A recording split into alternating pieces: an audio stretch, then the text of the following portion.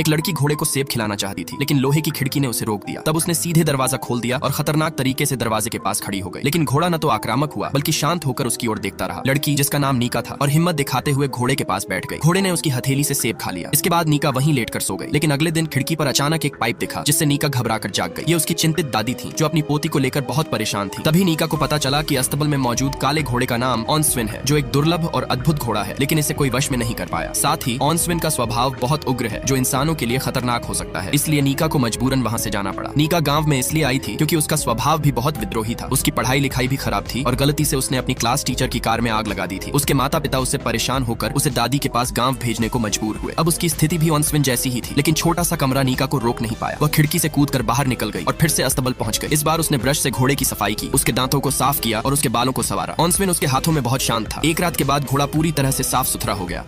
ऐसे ही और वीडियो के लिए सब्सक्राइब करो।